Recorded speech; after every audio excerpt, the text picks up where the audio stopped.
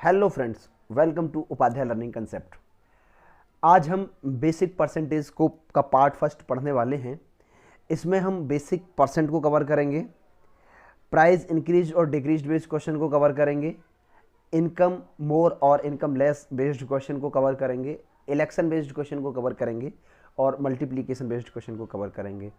Tension मत लीजिएगा, सब कुछ कराऊंगा। आधा घंटे से 40 मिनट 45 मिनट तक की वीडियो मैक्सिमम बनेगी, ठीक है ना। इसमें सब कुछ करवा दूंगा, घबराने की कोई ज़रूरत नहीं है। चलिए शुरू कर देते हैं बेसिक कंसेप्ट से। परसेंटेज का बेसिक कंसेप्ट मैं आपको सबसे पहले समझाता हूँ। परसेंट का मतलब क्या होता है? परसेंट का मतलब होता है आउट ऑफ 100। परसेंट का जो सीधा सीधा मतलब होता है वो होता है आउट ऑफ 100, ठीक है। बहुत बेसिक से पॉइंट समझा रहा हूँ। अच्छा, जैसे कि मैं एक एग्जांपल के माध्यम से समझाता हूँ, बहुत ज़्यादा समय नहीं लूँगा। कि 20%, इसका मतलब है 20 पार्ट आउट ऑफ 100, ठीक है। यानी इसको अब लिखो कैसे? 20 पार्ट आउट ऑफ 100, आप इस तरीके से इसे मेंशन करोगे।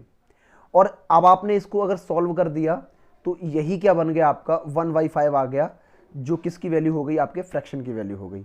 ये आपका फ्रैक्शन आ गया। बात यहां तक क्लियर हुई आपको? तो हम मतलब क्या समझे? अगर हमें x% निकला है तो x% का मतलब क्या होगा? x% का मतलब होगा x/100, यानी हमें 100 से डिवाइड करके परसेंटेज की वैल्यू निकाल लेनी है। बात यहां तक क्लियर हुई? इतना सा ये बात ध्यान रखनी है।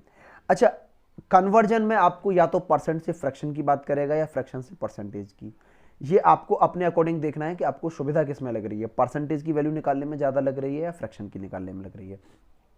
ध्यान रखिएगा, जिस वैल्यू पर हम कोई भी वैल्यू जो हमारा डिनोमिनेटर होता है उसी को हम बेस वैल्यू मानते हैं। यानी हमने कहा था 20 पार्ट आउट ऑफ 100, इसका मतलब क्या है? 100 मेरा क्या है? बेस वैल्यू है। यानी जो नीचे आता है ये बेस वैल्यू होगी। हम इससे पहले भी बेस वैल्यू का जिक्र कर चुके हैं और चैप्टर में, तो आज वो आपको समझ में आ जाएगा कि परसेंटेज का मतलब बेस वैल्यू, जो नीचे वाली वैल्यू होती है वो बेस वैल्यू होती है, ठीक है। एक और बात ध्यान रखना कि जब आप कंपैरिजन की बात करते हो तो कंपैरिजन का जिससे कंपैरिजन होता है यानी वो बेस वैल्यू होगी। धीरे धीरे सारी बातें समझ में आ जाएंगी। जो मैं पॉइंट बता रहा हूं बस इनको बोलते चलो। परसेंटेज से फ्रैक्शन में कन्वर्ट करने के लिए ये आपको तरीका पता ही चल गया। x% इक्वल टू क्या होता है? x/100, ठीक है। मैंने एक एग्जांपल लेके आपको समझा दिया है। नेक्स्ट पॉइंट की तरफ समझते हैं। अभी हम बात करते हैं फ्रैक्शन टू परसेंट की। जैसे मैंने कहा कि भाई 2/5 को आप परसेंट में कन्वर्ट करिए, तो अब यहां आपको क्या लिख रहा है? यहां बता रहा है आपको 2 parts out of 100, out of 5। और परसेंटेज का मतलब क्या होता है? Out of 100। तो अब इसको आउट ऑफ 100 कैसे मैं लिखूंगा? 2/5 तो लिखा हुआ है, यानी आउट ऑफ 100। आपको बताया था भी डिनोमिनेटर 100 होना चाहिए आउट ऑफ 100 निकालने के लिए।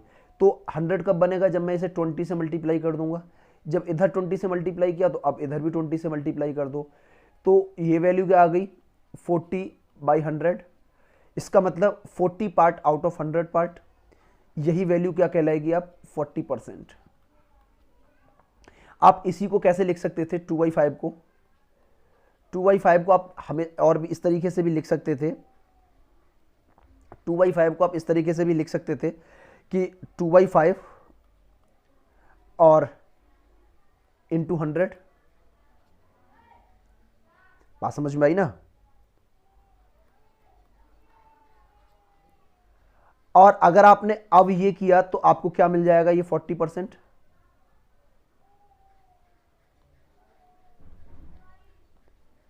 बात यहां तक क्लियर हुई? 2/5 का मतलब क्या हो गया? 40%। ये आ गया आपका। यानी अगर आप किसी फ्रैक्शन को परसेंट में कन्वर्ट करना चाहते हो तो सीधी सी बात है a/b, और आप इसको 100 से मल्टीप्लाई कर दोगे तो, और इसके साथ में परसेंटेज का साइन लगा लो। इस तरीके से ये जो a/b क्या था? हमारा फ्रैक्शन था।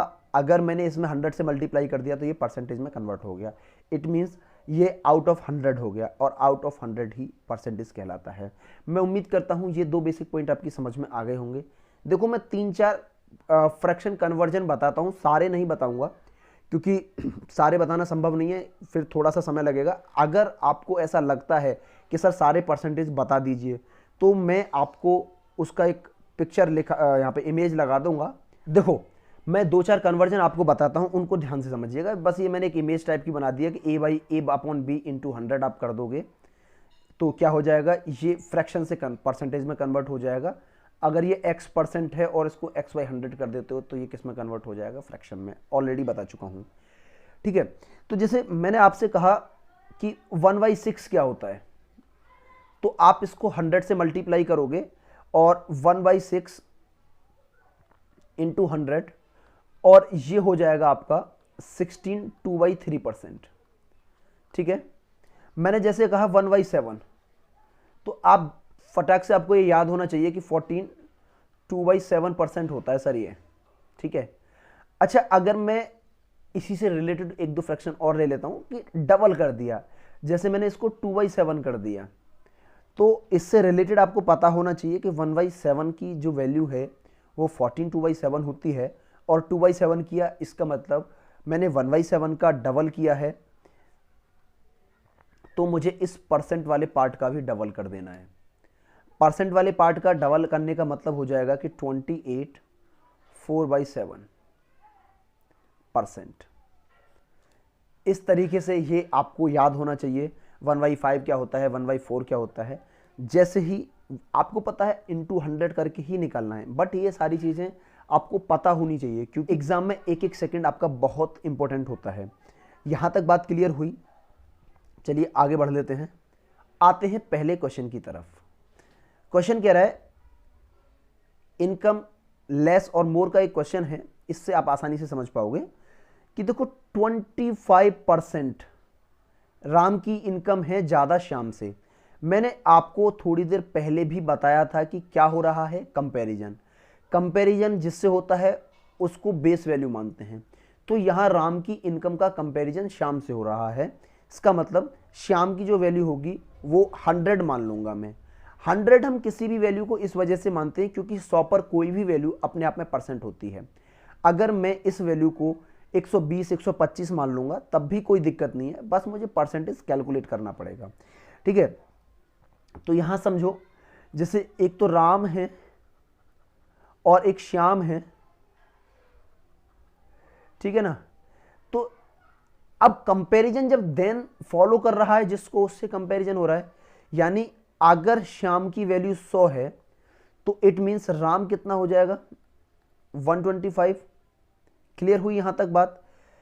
20% ज्यादा है राम की, ये बेस था और 25/100 किया था, इसका मतलब 25 बढ़ा। 100 पर कोई भी वैल्यू अपने आप में परसेंट होती है। अब वो कह रहा है कि by what percent Shyam's income is less than Ram's income, Ram से कितना कम है श्याम की। अब देखो कंपैरिजन हो रहा है राम से, इस बार कंपैरिजन हो रहा है राम से, तो कम कितना है आपको पता है कि राम की इनकम श्याम से 25 कम है, आउट ऑफ जिससे कंपैरिजन हो रहा है, यानी 125 श्याम से इंटू 100%। यही तो बताया था, ये आपका 25/125 क्या आ गया, P/Q की फॉर्म में आ गया या A/B की फॉर्म में आ गया। ये फ्रैक्शन पार्ट हो गया और मुझे इसे अगर परसेंटेज में कन्वर्ट करना है तो ये 100% करना होगा। आंसर कितना आ जाएगा आपका 1/5, यानी 20% कम होगी इनकम। मैं उम्मीद करता हूं ये क्वेश्चन आपकी समझ में आ गया होगा। एक बात और समझिए ध्यान से, जैसे मैं साथ ही साथ उस फ्रैक्शन की वैल्यू तो लिखूंगा ही जिसका मैं इस्तेमाल करूंगा। तो 25% की जो वैल्यू होती है वो 1/4 होती है, समझ रहे हो ना आप। अगर ये राम की वैल्यू है यानी ये श्याम की है तो राम की 5 हो जाएगी। कंपैरिजन ये क्या होगी, मेरी हमेशा बेस वैल्यू लेंगे इसको जिस पर मुझे कोई ऑपरेशन करना है, ठीक है। और ये क्या होगी, वो ऑपरेशन वैल्यू होगी जिससे मुझे कोई भी ऑपरेशन करना है। मैं उम्मीद करता हूं यहां तक ये बात आप समझ पाए होंगे, ठीक है। चलिए देखते हैं। अच्छा, इसको कुछ और तरीके से भी कर सकते हो, हालांकि मेरे हिसाब से तो ये कोई बहुत ज़्यादा लेंथी नहीं है, इतना शॉर्ट तरीका है, लेकिन बच्चे बोलते हैं कि सर और भी जितना हो सके कराओ, चाहे वो कैसे भी हो। देखो इसका मतलब हो गया 1/4। जब ज़्यादा वाली वैल्यू दे रखी है इसका मतलब कम पूछता है आपसे, मोर दे रखा है तो इसका मतलब कम पूछेगा। कम पूछने का मतलब है कि डिनोमिनेटर को आपको इंक्रीज करना होगा, समझ रहे हो ना? कितने से करना होगा? ऊपर वाली वैल्यू से। ऊपर वाली वैल्यू को एग्जैक्ट रख दो और ऊपर वाली वैल्यू को नीचे ऐड कर दो, तो 5 इंटू 100%, तो ये हो गया 20%। बट ये ज़्यादा कारगर नहीं है, इतनी कम होगी इनकम, ये ज़्यादा कारगर नहीं है।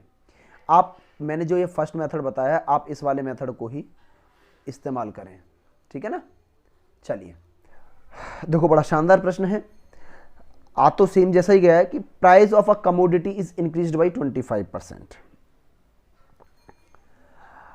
By how much percent would a consumer decrease his consumption so that his expenditure remain same. Question कह रहा है कि किसी वस्तु की कीमत में 25% की इंक्रीमेंट हो गया है। अब आप ऐसे समझिए, सपोज कि आप मिल्क लेने जाते हो, मिल्क की कीमत 100 रुपए प्रति लीटर है, शब्दों पे ध्यान देना, और आप 100 रुपए का ही दूध पीते हो, यानी टोटल एक्सपेंडिचर आपका कितना हुआ? 100 रुपए हुआ। अब क्या हुआ, अचानक से दूध की कीमत में इजाफा हुआ और ये 25% बढ़ गई, तो 100 पर कोई भी वैल्यू बढ़ी हुई परसेंट कहलाती है, तो ऑटोमेटिक 125 रुपए हो गए उसकी कीमत में। आप जितना दूध पहले यूज करते थे उतना यूज करने के लिए आपको 125 रुपए खर्चने होंगे, लेकिन अब आपके पास गुंजाइश नहीं है इतना, आप 100 रुपए ही खर्च कर सकते हो। इट मीन्स आपको 25 रुपए का सामान कम मिलेगा। आप प्रैक्टिकली सोचो कि अगर आप दुकान पे जाते तो आपको क्या होता? 25 रुपए का सामान कम मिलता। किस रेट से कम मिलता? बेस वैल्यू जो होती है वही रेट हो गया यहां पे। किस रेट से कम मिलता? 125 के रेट से, इंटू 100%। और आंसर कितना आ गया आपका? आंसर आ गया वही 20% आपको अपना खर्चा डिक्रीज करना होगा। सेम पहले जैसा क्वेश्चन है, बस यहां लैंग्वेज चेंज है। पहले भी यही आंसर आ रहा था, अब भी यही आ रहा है। अगर आपने शब्दों पर अच्छी तरीके से ध्यान दिया तो मैं गारंटी देता हूं आप कभी दिक्कत नहीं कर पाओगे। दूसरा, कुछ बच्चे कहेंगे कि सर 25% मीन्स हो गया सर 1/4, हमने तो ये पढ़ा है 100 और 125 नहीं। तो भाई आप इसका रेशियो भी बना सकते हो कि अगर पहले कीमत 4 थी तो एक बढ़ के हो गई 5, यानी सपोज पहले दूध 4 रुपए लीटर आ रहा था तो अब बढ़ के कितना आएगा? 5 रुपए लीटर। आप पहले 4 रुपए ही खर्च करते थे तो 4 रुपए में जितना दूध आता था उतना पीते थे, तो 5 उतना ही दूध पीने के लिए आपको 5 रुपए खर्च करने होंगे। तो सिंपल सी बात है, आप खर्च करने की क्षमता में नहीं है, इसका मतलब आपको 1 रुपए का दूध कम मिलेगा। और किस रेट से? 1/5। तो इसका सिंप्लीफिकेशन वाला फॉर्म आपको मिल गया। और 1/5 का परसेंटेज वैल्यू होता है 20। मैं ये भी लिख देता हूं कि 20% इक्वल टू कितना हो गया? 1/। जब आप नोट्स बनाएं तो इस नोट्स में इन वैल्यू को लिख लें कि 1/5 क्या हो गया, 1/6 क्या हो गया। आप एक क्रम में लिख लें, 1/1, 1/2, 1/3, 1/4, 1/5, 1/20 तक लिख लें। जैसे जैसे वैल्यू का यूज होगा मैं वैसे वैसे आपको बता दूंगा, टेंशन मत लीजिए, ठीक है? यहां तक ये बात समझ में आ गई आपकी। चलिए नेक्स्ट क्वेश्चन की तरफ मूव करते हैं। देखो, अगर आपको अच्छा लग रहा है तो भाई एक बार यार लाइक कर दीजिए और चैनल को सब्सक्राइब भी कर लीजिए अगर आप तक नहीं किया है तो, क्योंकि अब बहुत सारी वीडियोस आपके लिए चैनल पर पड़ी हुई हैं और मैं डेडिकेटेड होकर आपके लिए पर डे वीडियो बना ही रहा हूं, ठीक है? चलिए शुरू कर देते हैं नेक्स्ट क्वेश्चन। देखो, फिर से वही इनकम एक्सपेंडिचर का ही क्वेश्चन है। Price of commodities increased by 25%। 25% मैंने अभी आपको बताया था, ये कितना होता है? 1/। By how much percent would a consumer decrease his consumption so that his expenditure increased only 15%। Question तो पहले जैसा ही है बट हल्का सा चेंज है। अब देखो क्या चेंज है वो मैं आपको समझाता हूं, समझिए। लेट 100 रुपए प्रति किलोग्राम कीमत है आपके दूध की, और अब ये बढ़कर के कितना हो गया है? 125। यानी 100 रुपए आप पहले खर्च कर रहे थे, जितना 100 रुपए में सामान आ रहा था उतना सामान आपको कंज्यूम करने के लिए 125 रुपीज का खर्चा देना होगा।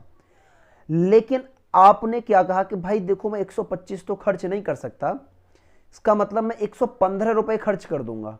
अब आप 100 रुपए खर्च नहीं कर रहे हो, अब आप 115 रुपए खर्च कर रहे हो, लेकिन सामान जितना आपको 100 रुपए में पहले मिल रहा था उतना तो आपको 115 रुपए में भी नहीं मिलेगा। इस बार भी आपको कुछ ना कुछ कम मिलेगा, कितने रुपए का सामान कम मिलेगा?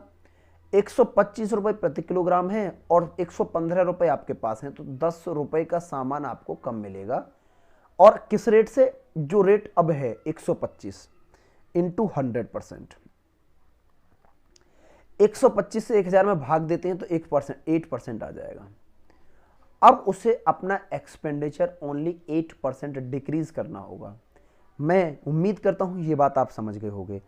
100 रुपए प्रति किलोग्राम में जितनी चीज आती थी आप उतना ही कंज्यूम कर रहे थे, और अब वो बढ़कर 125 हो गई। उतना कंज्यूम करने के लिए अब आपको 125 रुपए का खर्चा देना होगा, लेकिन आप कितना खर्च करने के लिए रेडी हो? आप हुए हो 115 रुपए, तो 10 रुपए का कम मिला 125 के रेट से। ठीक है, मैं उम्मीद करता हूं ये क्वेश्चन आपकी समझ में आ गया होगा। देखो बहुत अच्छा क्वेश्चन है, ये उसी तरीके का है, बस हल्का सा चेंज है। Price of Apple is increased by 20%, यानी एप्पल के प्राइस इंक्रीज हो गए 20% से। Due to which a consumer purchase 5 kg less in ₹500। Find the new price and old price of apple. मेरी बात ध्यान से समझना, आप 500 रुपए लेके जाते थे दुकान पे, 500 रुपए में एक निश्चित क्वांटिटी में आप एप्पल लेके आते थे, लेकिन जैसे ही प्राइस 20% इंक्रीज हुआ उतने ही रुपए में आपको 5 किलो कम मिला। बात ध्यान से समझना, आप लेके जाते थे 500 रुपीज, अगर आपने 20% बढ़ाया तो बढ़ गए 100 रुपए, ये इतना इंक्रीज हो जाएगा, और इतना इंक्रीज होने से अब आपके पास होने चाहिए थे 600 रुपए। बात यहां तक क्लियर हुई? यानी 500 रुपए का जो सामान था अब वो आपको मिलेगा 600 रुपए में। आप लेके गए 500 रुपए ही, आपने कहा कि जितने एप्पल में पहले ले जाता था उतने दे दो। वो बोला सॉरी भाई, इतने एप्पल अब 600 रुपए में आएंगे, तो क्या आप 600 रुपए लाए हो? बोले नहीं भाई, मैं तो 500 रुपए ही लाया हूं। तो आपके पास 100 रुपए जो इंक्रीज हुआ है वो कम पड़ गए ना। इस 100 रुपए में, इस 100 रुपए कम की वजह से आपको 5 किलो क्वांटिटी कम मिली। तो इसका मतलब क्या है? इस 5 किलो की जो कीमत है वो 100 रुपीज है। 1 kg की जो कीमत है वो कितनी आ गई? 20 रुपीज। और यही आपकी न्यू प्राइस है, यही आपका न्यू प्राइस है। यहां तक बात क्लियर हुई? अब आते हैं ओल्ड प्राइस पे। तो देखो 20% का मतलब होता है 1/5। देखो ये नीचे वाली क्या होती है? बेस वैल्यू, मैंने बताया था। बेस वैल्यू मतलब ओरिजिनल वैल्यू, और ये क्या हो गई आपका? Operation value. अब आप एक बात सोचो, मैं यही लिख रहा हूं कि अगर पहले 5 रुपए प्रति किलोग्राम किसी वस्तु की कीमत थी तो वो बढ़कर के 1 रुपए बढ़कर के कितनी हो जाएगी? 6। मैं अगर न्यू से ओल्ड का रेशियो लेता हूं तो 6/5 आ जाएगा। कैसे हुआ? नीचे मैं आपको बता चुका हूं कि 5 रुपए मेरी बेस वैल्यू हो गई और 1 रुपए ऊपर वाली वैल्यू ऑपरेशन वैल्यू, इतने से इंक्रीज हुआ है प्राइस।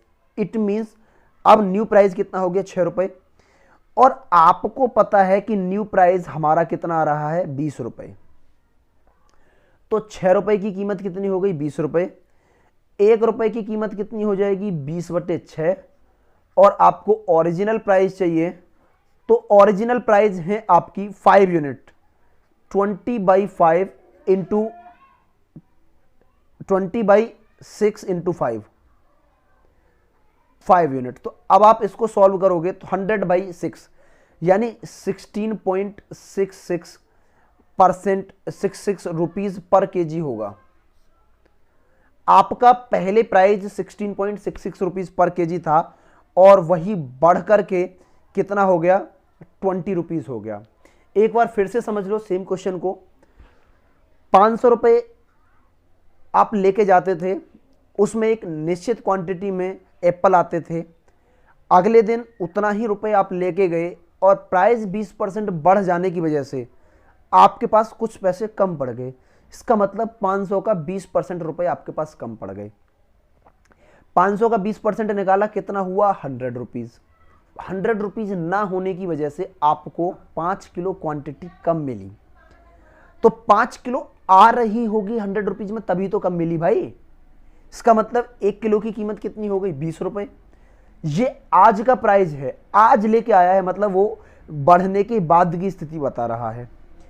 अब आप प्राइस का रेशियो इस तरीके से निकाल सकते हो, 20% मतलब 1/5 ऑपरेशन वैल्यू बेस वैल्यू, यानी पहले 5 रुपये अगर कीमत थी तो बढ़ करके कितनी हो गई, 6। यही 6 कितने के बराबर है, 20 के। ये कंपैरिजन आपको आना चाहिए। 5 यूनिट की वैल्यू निकाल रहा है तो कितना आ गया, 16.66 रुपीज़ आ गया।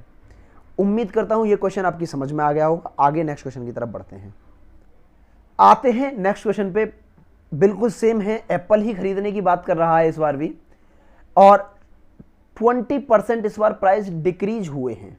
बात ध्यान से समझना, 600 रुपये आपके ओरिजिनल प्राइस थे, डिक्रीज हुए 20%। 600 का 20% कितना हो गया, 120 रुपये हो गया। 120 रुपये कम डिक्रीज हो गए। अब एक बात समझो ध्यान से कि 600 रुपये में जो एप्पल आ रहे थे वो 120 रुपये कम में मिल जाएंगे, यानी 480 रुपये में ही मिल जाएंगे। आपने कहा कि भाई ठीक है, अगर एप्पल की प्राइस कम हो गए तो मुझे तो 600 रुपये के ही चाहिए। इसका मतलब मुझे एप्पल ज़्यादा मिलेंगे, कितने रुपए के, 120 रुपये के। इस 120 रुपये में कितने एप्पल फालतू मिल रहे हैं उसे, 6 kg। तो 6 kg की जो कीमत है वो तो 120 रुपये है। 1 kg की कीमत आ गई आपकी 20 रुपीज़। 1 kg की कीमत आ गई 20 रुपीज़। ये क्या है, न्यू प्राइस। अच्छा, आप ये भी बात जानते हो कि मैंने अभी थोड़ी देर पहले भी बताया था कि 20% का मतलब है 1/5। ये तो ओरिजिनल प्राइस है और ये डिक्रीज्ड वैल्यू हो जाएगी, ऑपरेशन वैल्यू यानी डिक्रीज्ड वैल्यू। तो न्यू से और ओरिजिनल का जो रेशियो बनेगा वो कितना बनेगा आपका, 4/5। क्लियर हुई यहां तक बात। ये न्यू प्राइस है और न्यू प्राइस का कीमत आप न्यू प्राइस से कंपैरिजन करा दो, तो आपको पता चला कि 4 यूनिट की जो वैल्यू है वो 20 है। 1 यूनिट की वैल्यू कितनी आ गई, 5 रुपीज़। और 5 यूनिट की वैल्यू कितनी आ जाएगी, क्योंकि ओरिजिनल तो 5 था, तो 1 यूनिट की वैल्यू से मल्टीप्लाई कर दो, 25 रुपीज़। और ये क्या आ गए आपके, ओल्ड प्राइस। क्लियर हुई यहां तक बात, समझे ना। तो पहले वाले क्वेश्चन से ही कंपैरिजन करके मैंने 2 क्वेश्चन ले लिए हैं, एक बार घटने वाला, एक बार बढ़ने वाला। देखो नेक्स्ट क्वेश्चन समझो आपको, a student multiplied by 3/4 instead of 4/3 in a number, find the error percent आपसे पूछ रहा है। आप कोई भी नंबर ले लो, मैंने नंबर मान लिया, देखो आपको क्या कह रहा है, 3/4 से मल्टीप्लाई करना था, यहां लिख देता हूं 4/3 से। अच्छा ये बात समझो, 3/4 इंस्टेड ऑफ 4/3, यानी उसने इससे मल्टीप्लाई किया, ये रॉन्ग था, इससे करना था। तो आपकी कंपैरिजन में बेस वैल्यू क्या हो जाएगी, कंपैरिजन में जो बेस वैल्यू होगी वो ये वाली रहेगी। यहां तक क्लियर हुआ ना, सेकंड वाली। तो इन जो नीचे इनके डिनोमिनेटर हैं 4 और 3, इनका आपको एलसीएम लेना है। एलसीएम आ गया 12। ठीक है, मैंने मान लिया यही क्या है, नंबर है, नंबर मान लिया मैंने 12। अगर जब मैं 12 में 3/4 से मल्टीप्लाई करता हूं तो मुझे कितना मिलेगा, 9, जो क्या है, रॉन्ग है रिजल्ट मेरा। और सही क्या चाहिए था मुझे, 12 में अगर मैं 4/3 से करता हूं तो मुझे मिलेगा 16, जो राइट है मेरा। एरर कितने का आ रहा है, 7 का एरर आ रहा है। 7 का एरर कितने पर आ रहा है, रिजल्टेंट मेरा सही था 16 इंटू 100%। जब आप इसको देखोगे तो 4 से तो 25 और 25 का 175 डिवाइड बाई 4% आपका आंसर आ जाएगा। इतने परसेंट का एरर रहेगा। बस आपको इन जो आपको डिनोमिनेटर दे रखे हैं दोनों, उनका आपको एलसीएम लेना है। ये जो डिनोमिनेटर है इनका आपको एलसीएम ले लेना है, उसको नंबर मान लेना है। तो मैंने नंबर मान लिया था 12। क्लियर हुई यहां तक बात? तो आंसर आ गया 175/4%। विशेष ध्यान दें, नीचे वो वैल्यू आएगी जो बेस वैल्यू है, यानी जिससे कंपैरिजन हो रहा है, और कंपैरिजन हमेशा ओरिजिनल वैल्यू से होता है। ओरिजिनल कितनी है? जो सही है 16। ठीक है, चलिए आगे बढ़ते हैं नेक्स्ट क्वेश्चन पे।